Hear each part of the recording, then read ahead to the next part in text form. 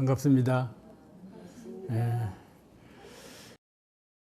이 견성도인을 그 최고 이념으로 삼는 시대는 그냥 선천시대인 것 같아요.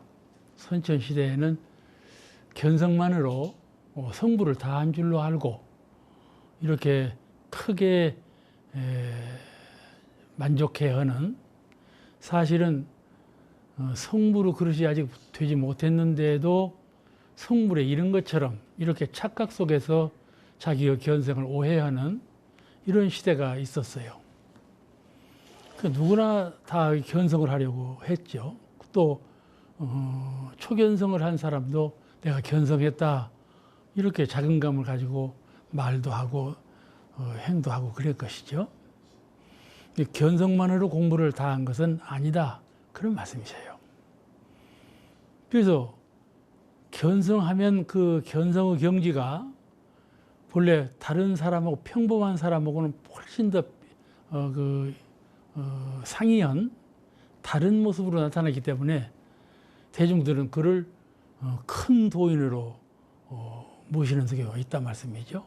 그래서 본인은 큰 도인이 아직 되지 못했는데도 초견성만으로 성불이라 한 것처럼 그렇게 착각하는 경우가 많지요.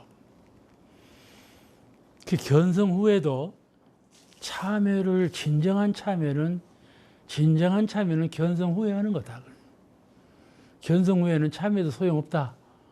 견성 그 성품짜리는 참회하는 거 이 정도가 아니다.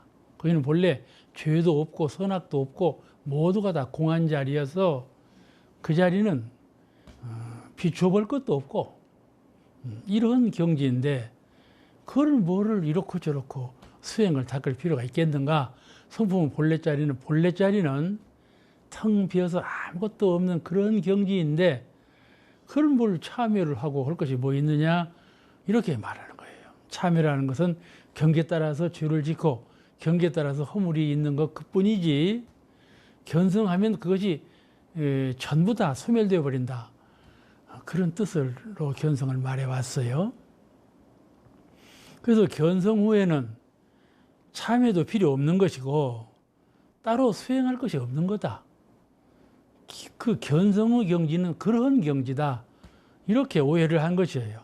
그래서 수행자 간에 이렇게 오해를 해서 그냥 죄를 행하면서도 그 무방반야, 견성의 본래 자리에는 아무런 방해롭지 않다. 술을 마셔도 본래 성부 자리에는 아무런 흔적이 없는 거고, 살도움을 다 행해도 그것이 견성 오도한 그런 자리에는 아무런 자취가 없는 거다, 이렇게 해가지고 계행을 함부로 저지른다 이 말이죠. 그러면서도 자칭 말하기를 자칭 도인이라 하고 자칭 그 반야지, 이 반야지에는 아무런 구애받음이 없다, 이렇게 말을 하고 돌아다니는 그런 견성 도인이 있었어요. 그런 것을 크게 이제 제어하는 말씀이세요. 그러니까 견성 후에도 견성을 서로 했다 할지라도 천만 죄고 전에 그 전생에 지어놓은 죄고라 하는 것이, 선악 죄고라 하는 것이 호련히 다 사라져버리는 것은 아니다, 그런 말씀이에요. 그러므로 견성 후에도 참회할 일은, 진정 참회할 일은 참회해야 되고, 또한 폭넓게 아주 깊은 수행을, 아주 밝은 수행을 할 자리에는 또 깊은 수행을 해야 되고, 수행과 참회가 남아있다, 그런 말씀을 하셨어요. 견성과 함께 동시에 소멸되는 건 아니에요. 다시 말씀드리면 견성이라는 것은 한순간 마음이 열려서 마음을 참 맑게 고요하게 비우고 키워가지고 어느 한순간에 수문별이는 이런 것이로구나 하고 깨달았어요. 그 성품을 보았다, 그 말씀이죠. 보았어. 그건 순간적으로 일어난 것이에요. 순간적으로 견성한 것이지 성불한 것은 아니다, 그 말이죠. 그런 견성의 경지에 이르기는 이르으나 전에 그 억겁 전에 지어놓은 그 심성의 바닥에 그 속 깊이 숨어져 있는 무명업식이 다 사라져버린 건 아니다 그 말이에요. 무명업식은 그대로 마음속에 존재해 있다 그 말이에요. 일시적으로 견성할 때 일시적으로 성품자리는 이렇게 밝고 이렇게 티가 없고 아무런 걸림이 없는 것이로구나 깨달았지만은 그러나 그 깨달음 오래 가지 못해요. 그런 경지는 오래 가지 못해요. 반드시 안에 갈머져 있는 무명업식이 또한 발현이 돼가지고 그 견성의 경지를 항상 유지하지 못한다 그 말씀이죠. 그러므로 견성 후에도 견성을 표준해가지고 성품자리는 이런 것이로구나 하고 표준해서 그 표준을 거울같이 들여다보고 그 표준을 달빛처럼 관조해보고 그래가지고 무명업식을 자꾸 녹여가고 모든 경계를 대할 때 참 열이박빙 얇은 얼음을 밟는 것처럼 조심조심하게 해서 계행을 잘 지키고 무명을 잘 닦아내는 그런 수행이 계속되어야 한다 그런 말씀을 하신 것이에요.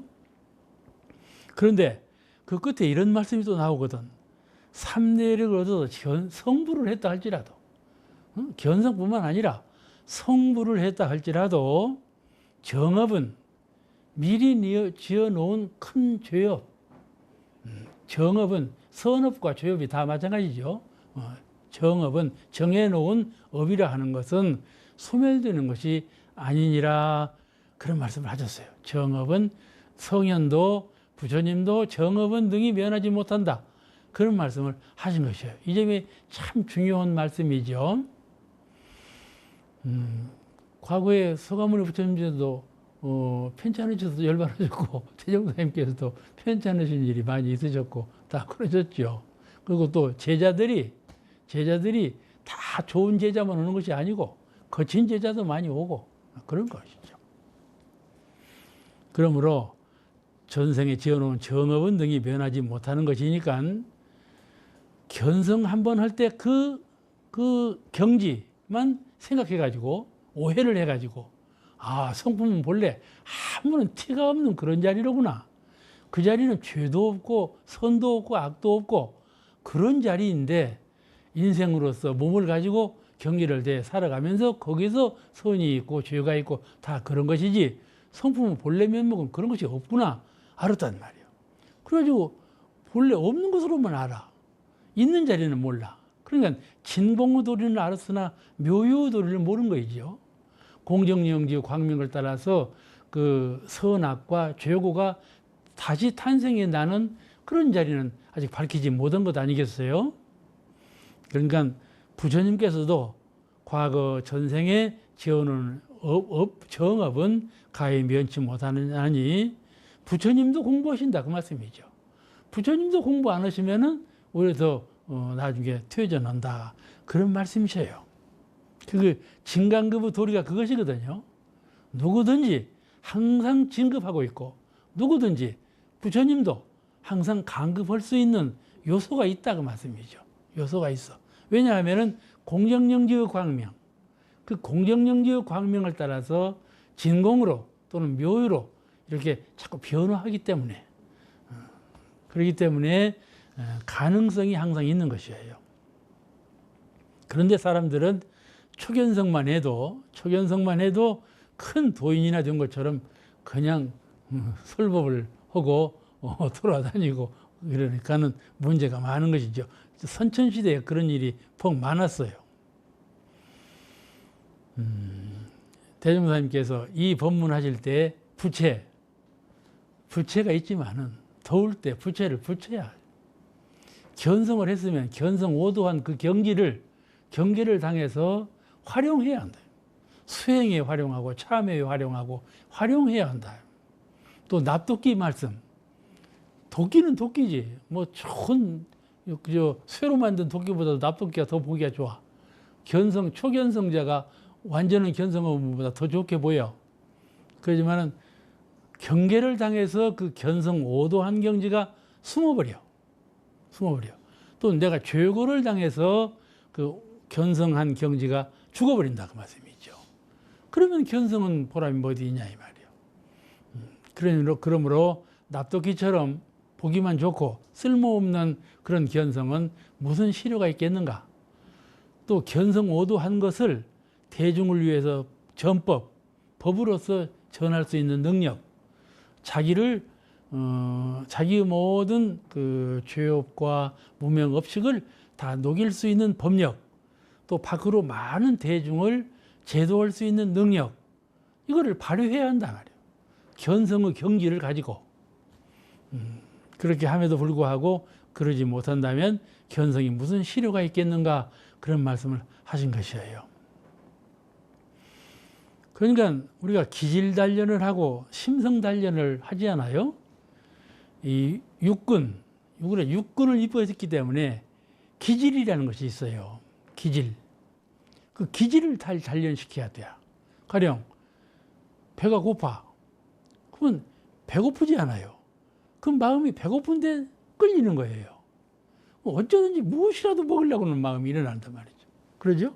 잠이 와. 잠이 오는데 끌리죠. 이렇게. 이 육군으로 인해서 끌리는 일이 자꾸 생긴단 말이죠. 이런 것이 기질적인 것이에요. 육군으로 인해서 재생명리 간에 그런 모든 욕심이 일어나거든요. 그런 모든 그 욕심이 기질적으로 일어나는데, 가령 성질이 급한 사람이 있고 성질이 느린 사람이 있어. 이것도 기질 문제예요. 그러죠? 아버지가 성질 급해봐. 아들도 성질이 급하네. 이 육신으로 인해 생긴 거죠. 그것이 기질이. 그런 기질적인 것이 여러 가지 요소가 있어요. 성질 내는 것도 그래요. 성질 내는 것도 부모 많이 따라가요. 기질 따라가는 거거든. 어제 그런 기질적으로 나타나는 모든 심신작용, 이것을 잘 훈련을 시켜서 정화시켜야 한다. 심성, 기질은 그러하지만 속마음, 마음씨가 어두워. 마음씨가 좁아. 그러죠? 마음씨가 항상 무엇에 움직여. 동하기를 좋아해요. 이런 그 심성면에도 사람 따라 이것이 다 달라요. 그렇기 때문에 심성을 또한 잘 다스려야 한다. 심성 가운데 제일 다스릴 것은 무명심이죠. 박지 못한 마음, 또 흔들리는 마음, 요란한 마음이죠. 또 박지 못한 마음, 또 이 심신작용을 그르게 해버려서는 분이 많이 있어요. 그르게 해. 정당하게 바르게 하지 않냐고 그르게 한단 말이죠. 그것도 그 사람 따라서 그 심성의 세계에서 차이가 있느니만큼 판이력의 차이가 나요. 이와 같이 심성면에서 또는 기질면에서도 견성 후에도 항상 기질 단련과 심성 훈련을 겸해서 해야 한다. 그런 말씀을 하고 계셔요. 이 기질적인 버릇이 평생 가도 고치지 못하잖아요. 아주 미묘한 것이 기질적인 습관력이에요. 습관 참 고치기 어렵거든요. 평소에는 그래 않는 것 같아. 근데 경계를 딱 당하면 그 기질이 나오거든요. 그것이 본래 갈무져 있는 것이에요. 진암철을 보세요. 진암철은 양극이 있으면 음극이 딱 달라붙잖아요. 그죠? 자동적으로 딱 달라붙어요. 그건 기질적인 그런 것이에요. 음양상승의 도에 의해서 내가 몸을 받았는데, 음양상승의 도에 의해서 내가 육군을 받았거든요. 그렇기 때문에 꼭 양극의 음극 따라가는 것처럼 그렇게 경계를 당하면 반응이 일어나요. 그런 것이 기질적인 것이거든요. 가지고 살도음의 중재도 기질적으로 범하는 수가 있다, 그런 말이죠. 기질이 그런 사람이 살, 도, 이런 그 중재도 경계를 당할 때는 자행을 한다. 사람이 어찌 그럴 수가 있겠는가 하지만은 그렇지 않단 말이에요. 기질적으로 동적인 사람, 정적인 사람이 따로 있어요.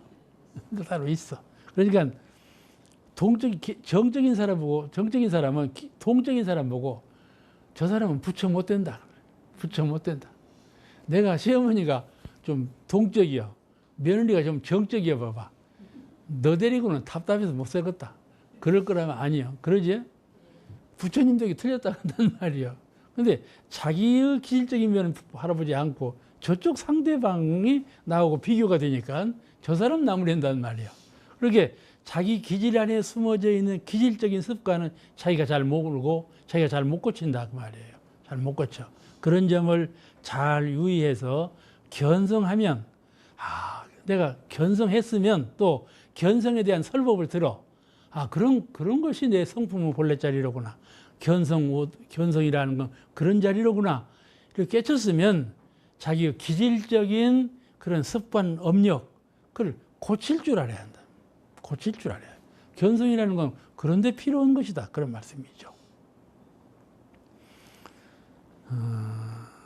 양계란 현실 세계를 양계라고 그래요.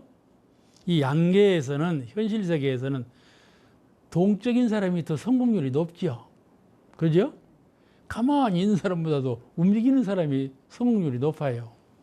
근데 음계에서는 정적인 사람이 동적인 사람보다도 성공률이 훨씬 높아요.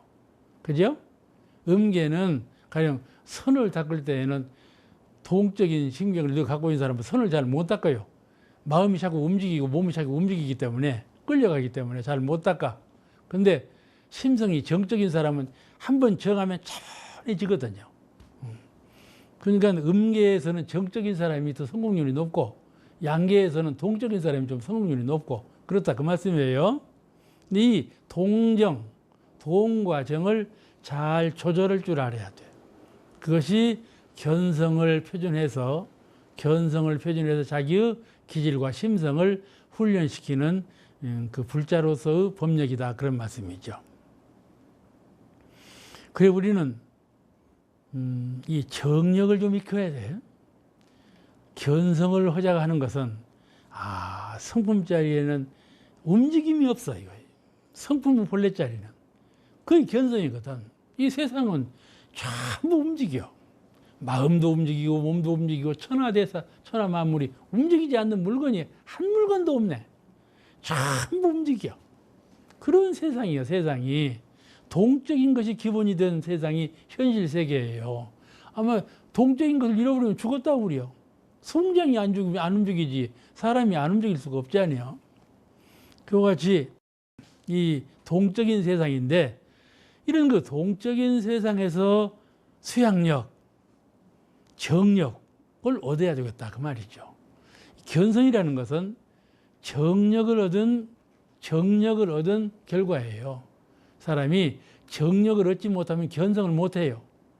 아주 도무지 움직임이 없는 자리, 마음으로나 몸으로나 천지만사가 전혀 부동심, 움직임이 없는 끊어진 자리, 변화가 끊어져 버렸어.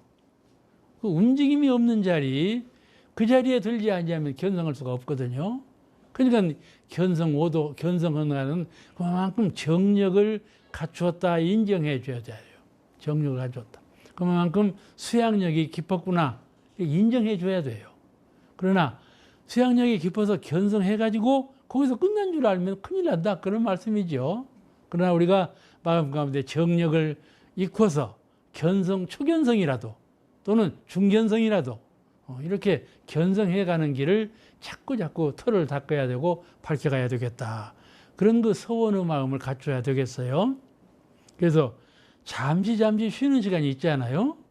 그럴 때 그냥 몸만 쉬지 말고 정력을 익혀야 되겠구나. 그 서원을 가져야 돼.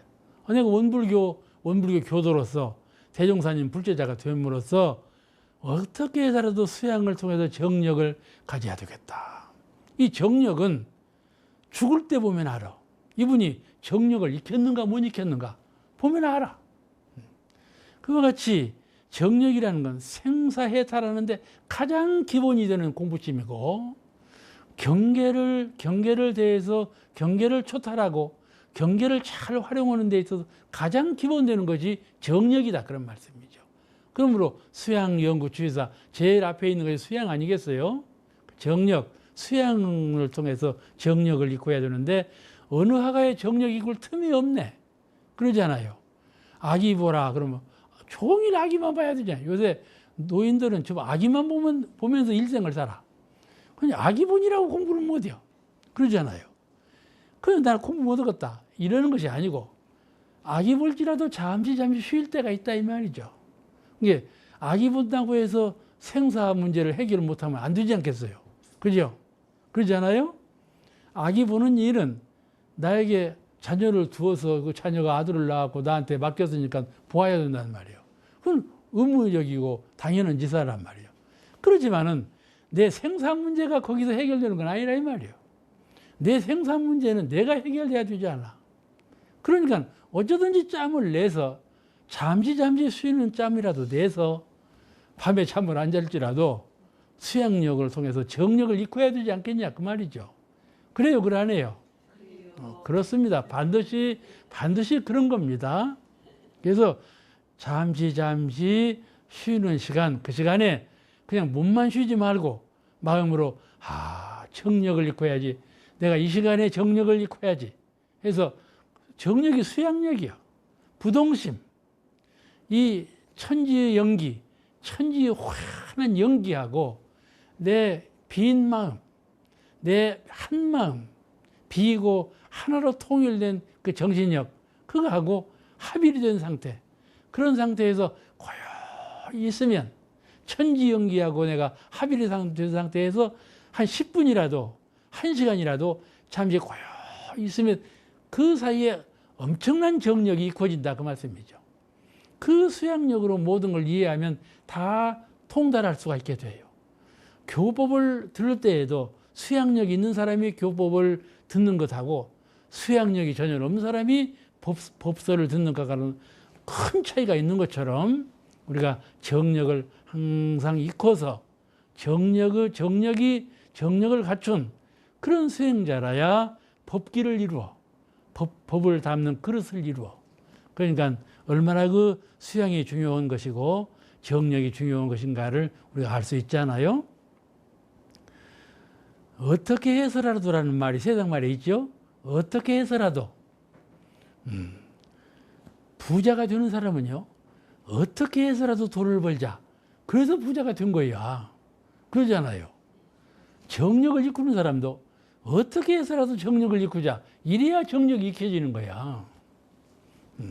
그래서 그렇게 동정간에 치우치지 말고 동정이려의 실력을 갖추어서 항상 수양력을 이끌어 간다면 이분은 견성할 수 있는 바탕을 이룬 것이고 견성 후에도 기질과 심성 훈련을 잘 닦아서 항상 참회로서 무명업식을 다 소멸하고 항상 계행을 잘 지켜서 복락과 지혜가 밝아지도록 이런 노력과 적공을 끊임없이 해나갈 것이다 그런 말씀이죠.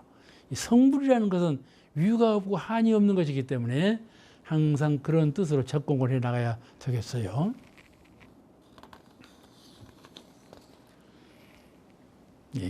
아까도 말씀드렸지만 견성이라는 것은 일시적 현상이에요. 일시적 현상이에요.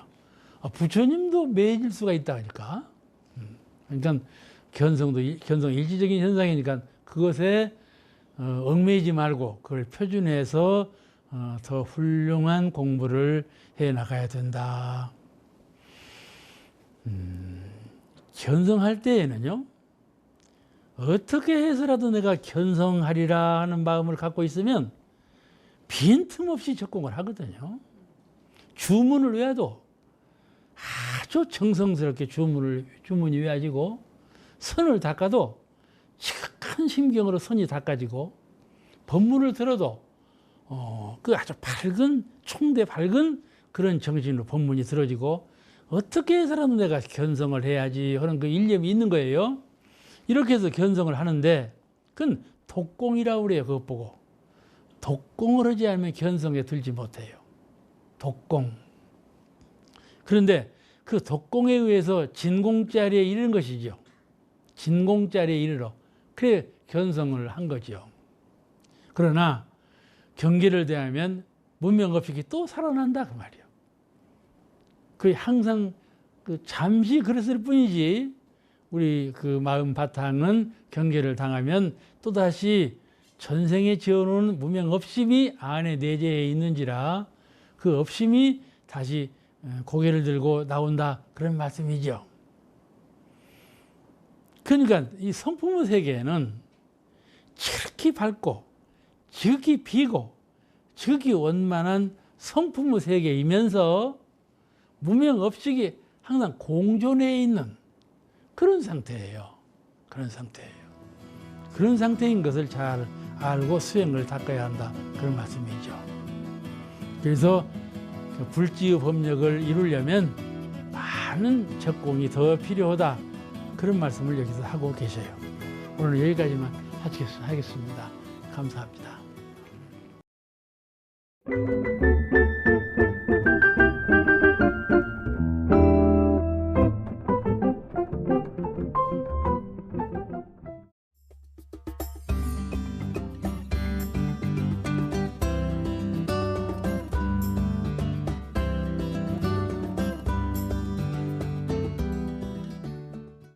반갑습니다. 성리품 제8장을 같이 공부하시겠습니다. 이 성리품은 좀 어렵죠? 어렵고 정신을 좀 놓으면 잠이 와버리는 그런 공부 시간이니까는 이 성리품 하기가 저도 땀이 나는 시간이거든요. 이제 성리품 제8장을 공부하시겠습니다. 여기 저 거부장자가 나오죠? 거부는 발음을 거부를 아까 제가 거부라고 해서 읽다가 보니까는 거부라고만 아니고 거부장자 길게 빼야 돼. 거부장자. 견성과 솔성의 의미를 아주 간명하게 해설해 주신 말씀이 여기 이제 8장의 말씀이에요. 견성이라는 어떤 것을 견성이라 하느냐, 이것을 아주 쉽게 예화를 들으셨는데, 큰 부자가, 거부장자가 자기 재산을 전혀 모르고 있다가 자기 재산을 알게 된 거. 천지만유가 다 내 재산인데 천지만유가 자기 재산인 줄 다 모르잖아요. 하늘의 별이 자기 재산인 줄 아는 사람이 누가 있겠어요? 다 모르죠. 저 들녘에 있는 곡식이 자기 눈 아니면 자기 재산 아니잖아요.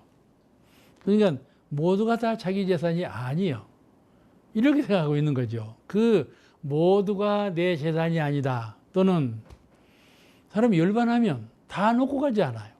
다 놓고 가. 그러니까 속생각에 무슨 생각이 있는 거니? 일체 만사 만유는 다 내 것이 아니다. 이런 생각이 있어. 몸도 내 것이 아니고 몸도 내 것이 아닌데 항차 이 세상 만물이 내 것일 리가 있겠는가? 그런 거죠. 근데 대님사님 말씀은 전혀 반대로 몸도 전 인류, 저 세상 천지 만물이 전부 내 것이다. 이리 말씀을 하신 거야. 그죠? 사고를 전환해야 돼. 우리가 중생으로서 사실은 알고 보니까 내 몸도 내 것이 아니고 천하 만물이 다 내 것이 아니로구나. 무소유예요. 그래서 무소유인데 거듭 깨쳐 보니까 천지 만물이 다 내 재산이로구나. 이걸 깨닫는다. 그런 말씀이에요. 좀 판이하죠? 그 이해하는 면이 판이해요. 그러니까 그걸 진공묘유라고 그래요.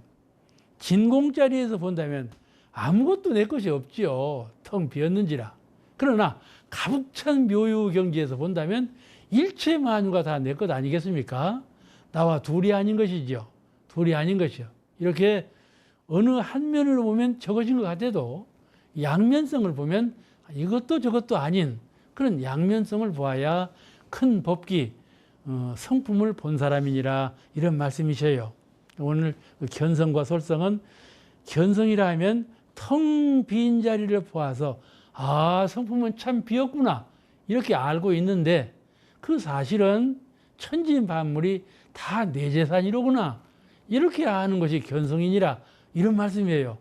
좀 그 예화가 다르죠? 옛날에는 텅 비고 아무것도 없는 것을 보면 그걸 견성이라 했는데 대무사님께서 온 천지 만물이 다 내 재산이로구나 이렇게 잘 아는 사람이 견성한 사람이니라 그런 말씀을 해 주신 것이에요. 우리가 그 견성 의미를 다시 한번 잘 생각해 봐야 되겠어요. 그 다음에 솔성이라는 것은 자기 재산인데 다 잃어버렸어. 내 재산이 아니요. 잃어버렸어. 근데 그것을 솔성을 통해서, 심신작용을 통해서 전부 내 것으로 가져와. 내 것으로 가져오는 방법은 심신작용을 법있게 함으로써 일체 천지 만유를 다 내 것으로 가져올 수 있다. 그런 말씀이셔요. 그런 권한 행사를 하는 것, 솔성이라는 것은 심신작용을 잘해서 천지 만물을 전부 내 것으로 돌아오게 하는 것, 그런 권한을 행사하는 것, 권한을 행사하는 것, 그걸 솔성이라 한다. 그런 말씀이에요. 아시겠죠? 내가 마음이 있는데 마음 권한을 행사하고, 내가 육군이 있는데 육군의 권한을 행사한다. 그런 말이에요.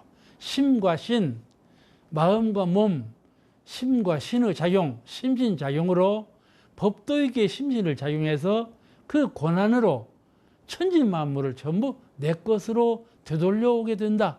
그런 말씀이시겠죠. 그러니까 심신작용이 법이 없으면 아무리 천지 만물이 내 것이지만 내 것으로 가져올 수가 없는 거죠. 그러면 다시 이제 더 반복해서 설명을 드리면, 견성이라 하는 건 뭔가? 육군으로 인한 분별과 주착을 소멸하고 무아의 경지에서, 가령 우리가 이 육군을 가지고 안이비설신의 생각하는 뜻까지가 육군이에요. 육군을 가지고 모든 분별심을 내고 신민작용을 하거든요. 그런데 그러지 아니하고 그 모든 분별과 주착을 소멸해 버려. 생각하는 분별심, 이끌려가는 주착심, 그러죠? 기운으로 이끌려가죠. 생각으로 모든 걸 자꾸 이것저것 생각을 하죠. 그런 분별성과 주착심, 이것을 소멸해 버려. 그러면 무아의 경지가 돌아오죠. 내가 없는 텅 빈 그런 경지가 돌아오지요. 그래서 그런 경지가 주인 없는 경지거든. 주인이 없어. 텅 비었기 때문에 주인이 없어. 그런 주인 없는 정신으로 천지 만물을 바라보면, 이것이 주인공, 참 주인공아 할 때 예 하고 대답하는 그 주인공은 것이로구나 하는 걸 알아. 그러니까 내 심신작용을 육군의 분별성으로, 집착심으로 심신작용을 하면 그거는 이 천지 만물을 내 것으로 가져올 수가 없어. 그것을 비워버린 무아의 경지로 심신작용을 할 때 천지 만물을 내 것으로 가져올 수가 있다. 그런 말씀이에요. 아시겠죠? 그게 할 수 있을까요? 그러니까 무아분공이라 그러는데, 무아의 신경으로 해야 천지 만물을 내 것으로 소유할 수가 있다. 그런 말씀이죠. 저도 설명하기가 어려운 말씀이고 듣고 이해하기도 어려운 말씀이지만은, 먼저 앞에 말씀드린 먼저 수양력, 견성을 해서 성품의 그 텅 빈자리, 그 빈자리를 신민작용에 응용하면 가북천천지 만물을 다 내가 돌이켜 놓을 수가 내 것으로 돌이켜 놓을 수가 있다. 그런 말씀이에요. 천하 쉬운 말인데 어렵게 알아들으니까 그런지 천하 쉬운 말이에요. 그러면 천지 만물이 곧 나의 소유임을 지각한다. 그런 말이 무슨 말인가 하면은, 나라 하는 것을 저것이 바로 내 것이었구나 하는 나, 이것이 문제다 그 말이야. 이 개체적인 나, 분별성과 주착심으로 태어난 나, 그 나가 아니고 무아의 경지의 나, 텅 빈 자리의 나, 본성 자리의 나, 그 자리를 대하라 그래요. 대하라 그래요. 그 자리를 과거 서가모니 부처님은 천상천하 유아 독존 나 홀로밖에 없구나. 그건 절대 존재의 나. 그런 나는 천지를 덮고도 남아. 이 개체적인 나는, 천지는 저가 있고 나는 여가 있지만은 대하의 경지, 무아의 경지라는 것은 천지를 덮어 씌우고도 남는 그게 큰 나다 그런 말이에요. 그래서 큰 나가 어찌 되는가? 그건 분별성과 주착성을 소멸해버려. 소멸해버려. 그러면 내가 자동적으로 대하가 된다. 무아의 큰 나가 된다. 무아라고 해서 내가 없는 것 같지만은 내가 없는 신경으로 돌아가면 참 내가 있구나 하는 걸 깨닫게 돼. 지금 내가 나라고 하는 것 이것은 참으로 가식의 나인 거예요. 실상이 없는 나요.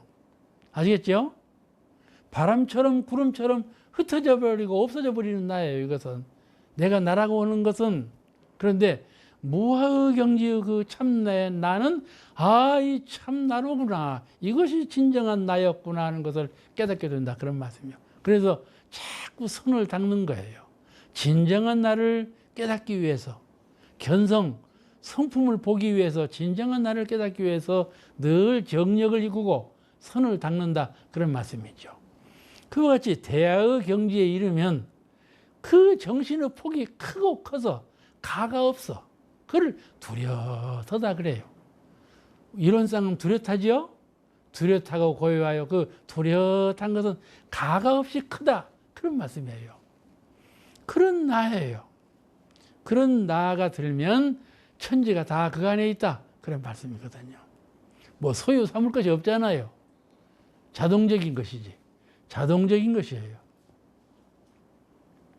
그게 무엇이 급선무예요? 천지 만물을 보리차도 하나 갖다 놓고 쌀차도 하나 갖다 놓고 해서 천지 만물을 내 걸 갖은 건가? 내 그냥 그거 갖다 놓고 없이 마음을 텅 비워버려 가지고 저절로 딱 차게 할 건가? 어떻게 하겠습니까? 수양을 얻고 정력을 얻어야 되지 않겠어요? 정력을 갖춰야 돼. 그래서 대산종사님께서 후학들을 거느리시고 배산을 올라가셨는데 그때 마침 만경평야에 그냥 노란 곡식이 참 다 익었단 말이야. 저 들녘의 곡식을 다 내 것 삼은 사람이 누가 있느냐 하고 물었단 말이야. 누가 있는가? 하고 물었어. 아무도 대답을 못했지. 오늘 대답을 못했어. 자, 그러면 어떻게 저 만경평야에 있는 누런 곡식을 다 내 것 삼을까요? 어떻게 삼을까? 응? 말하면 틀린다고 하니까 말을 안 듣고 있는 건가? 말을 안고 있는 자리가 맞아요. 응? 말하면 틀려버려. 그러니까 정답을 하신 거야. 그래도 알고 정답을 했는가 모르고 정답을 했는가는 몰라도 그렇게 무엇인가 표현하면 틀리죠. 그러나 대장종사님께서 그렇게 물으셨으니까 우리도 그런 물음을 내가 받았다.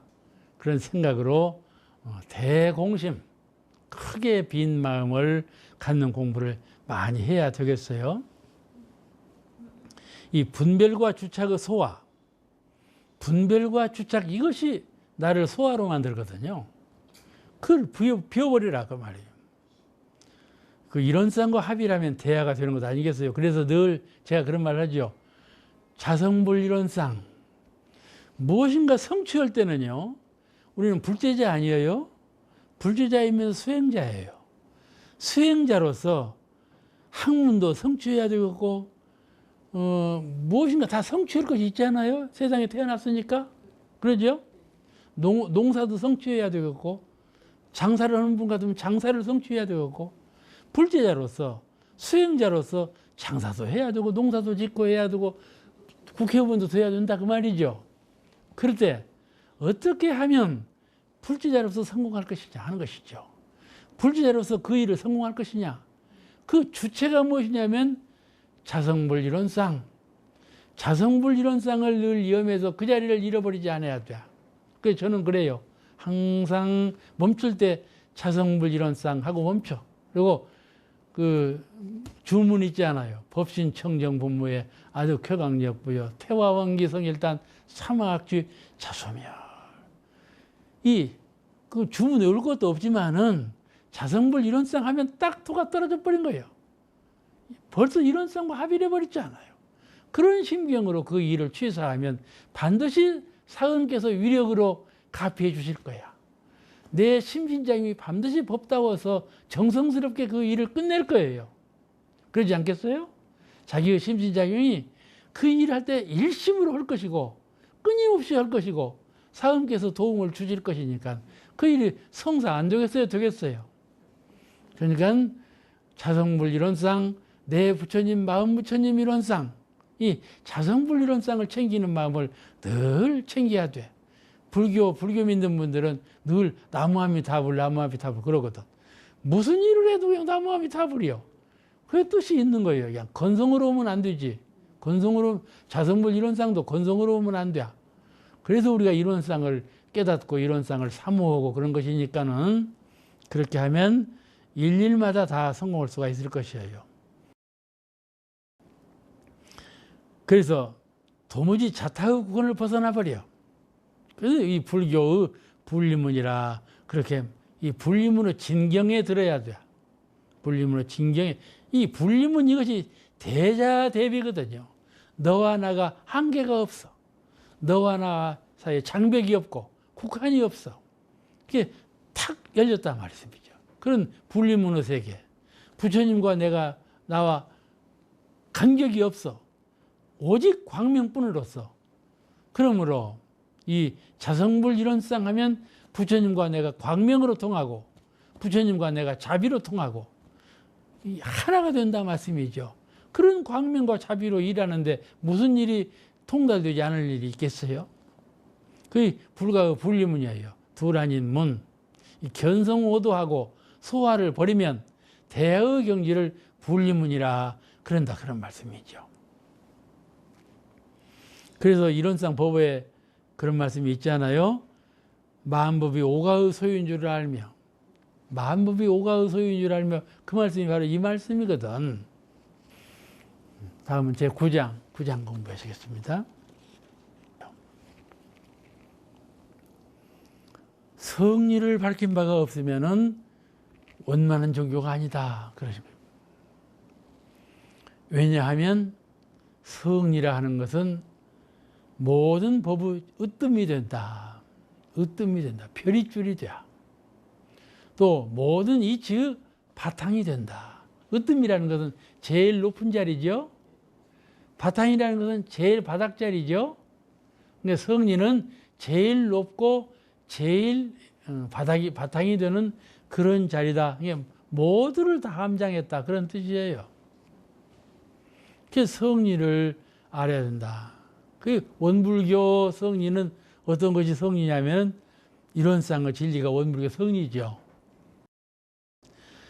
원불교 교법은 계문으로부터 설성여론 또는 법의 등급에 이르기까지 모든 법이 다 성리예요. 성리 아닌 법은 없죠. 전부 성리죠. 그러므로 허공에 바람이 확 분단 말이에요. 바람이 없다가 휙 불어. 그게 바로 성리예요. 천지께서 성리를 설하시는 거예요. 아시겠어요? 그 바람이 휙 불면 논의 모든 곡식이 한편으로 싹 쏠리잖아요. 그것이 바로 천지께서 성리를 말씀하시는 거예요. 이와 같이 천지의 모든 변화하는 모습은 성리 아닌 것이 없어요. 그와 같이 우리 세부처님, 소태산 부처님께서 말씀하신 법설은 성리 아닌 것이 없어요. 아시겠죠? 그러므로 모든 법은 다 성리다. 그렇게 말씀드릴 수가 있는데 여기에서 말하는 성리라는 말씀은 그 모든 법 가운데도 가장 으뜸이 되는 법이 있고 가장 근본이 되는 법이 있다. 그런 말씀이에요. 그 조정이 되고 바탕이 되는 그 법만 알면 모든 것을 다 풀어낼 수가 있어. 풀어낼 수가 있어. 가령 이 세상에는 소나무가 색깔이 있고 흙이 색깔이 있고 또 빛이 색깔이 있고 다 색이 있죠. 천지 만물이 색이 없는 것이 없잖아요. 흰색도 색이니까. 천지 만물이 색이 없는 것이 없어.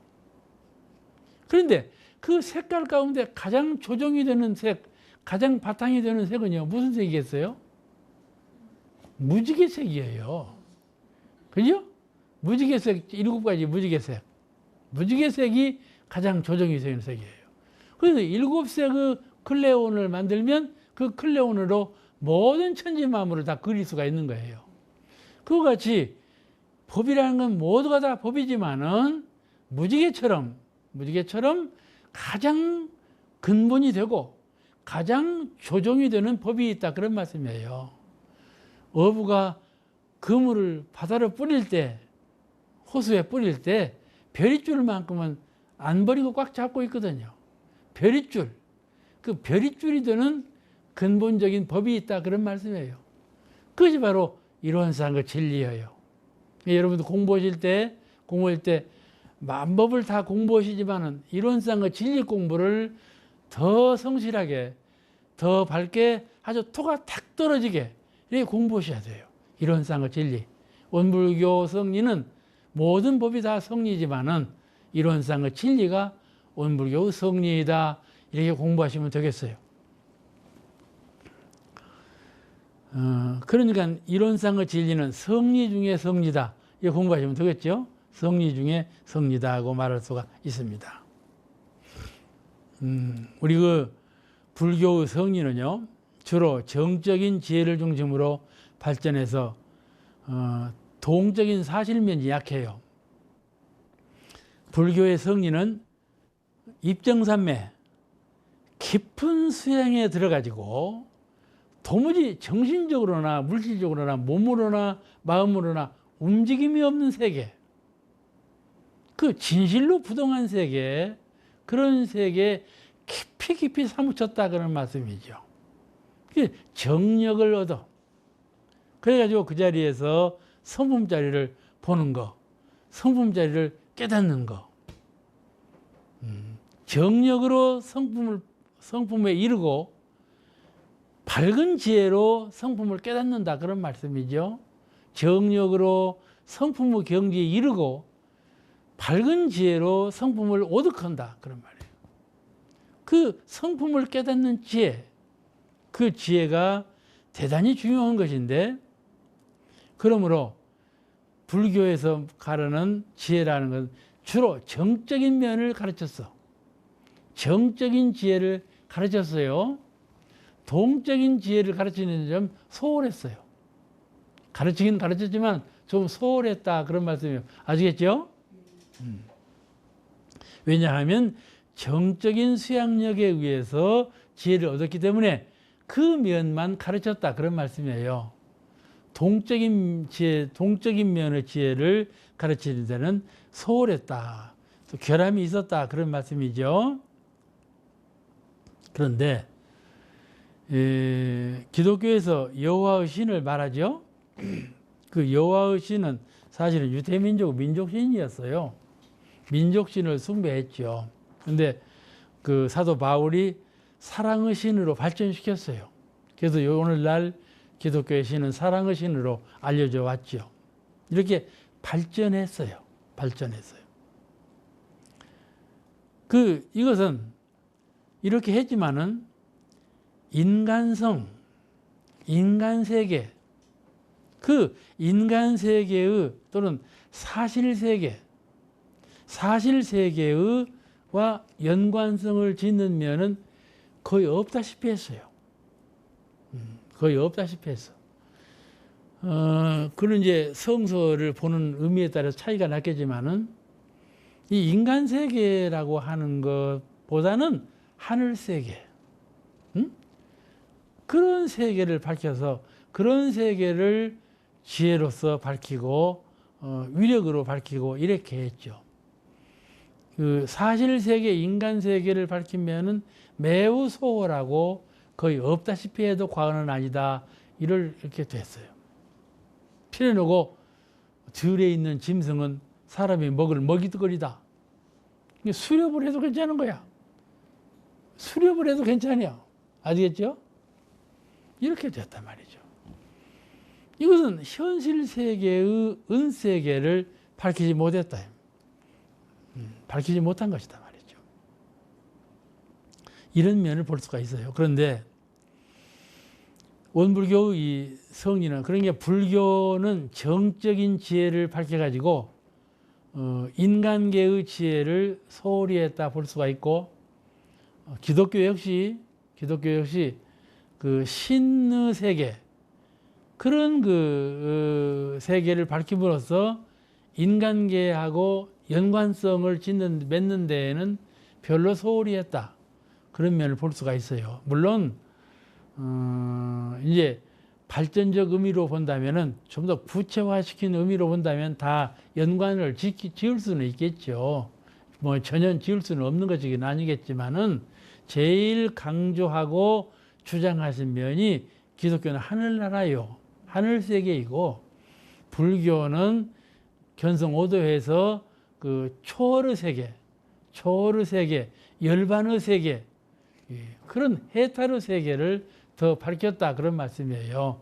인간계와 밀착을 시켜서 그 밝힌 그 법은 퍽 소홀히 하고 했다 그런 것을 발견할 수가 있습니다.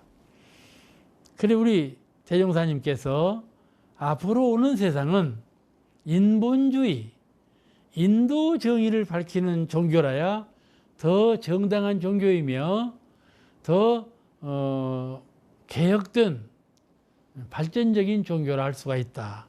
이런 면을 보신 것이에요. 인도 정의, 특히 광대무량한 낙원세계, 이 세상을 모든 불자들의 의무와 책임으로 이 광대무량한 낙원세계를 구현시켜 가야 되겠다. 이 세계를 버려버리고 저 세계로 가는 것이 아니고 불자의 그런 깨달은 지혜로 불자의 그런 그 견고한 정신력으로 가정을 제도하고 세계를 건져서 이 세계를 낙원 세계로 발현시켜 가야 되겠다. 구현시켜야 되겠다. 왜냐하면 본래 이 세상이 저차원적인 그런 타락된 세상이 아니다 그 말씀이죠.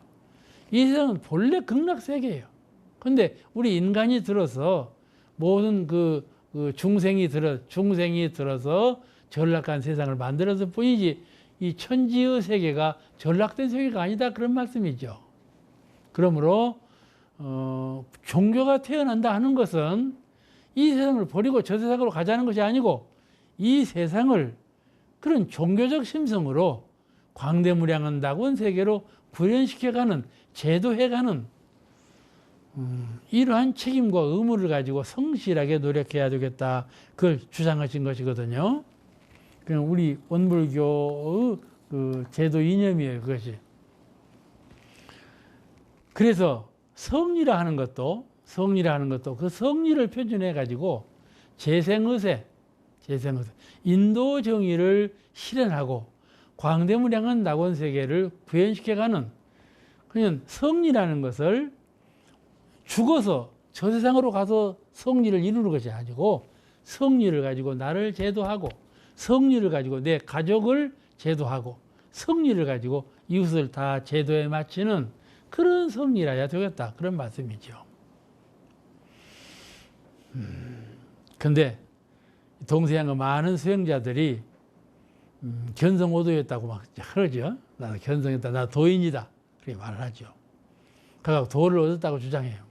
그런데 그 도를 얻은 모습을 참으로 보면 지금까지 말씀드린 바와 같이 한편에 쏠리는 한편만을 주장하는 그러한 선각자, 옛 선각자들은 그렇게 해왔다. 그런 말씀이에요. 그건 왜냐 그러면 그 당시의 세상의 문물이라는 것은 민도가 이 종교적 심성이 모든 대중의 깨달은 안목이 훨씬 더 낮은 차원이었어요. 근데 지금은 과학문명과 정신문명이 많이 발전되어 가지고 높이 솟아올랐다 그런 말씀이죠. 이렇게 차원이 높아진 이런 세상에서는 가히 인도 정의와 낙원 세계를 구현시키는 이런 종교가 탄생하지 않으면 안 된다 그런 말씀이거든요.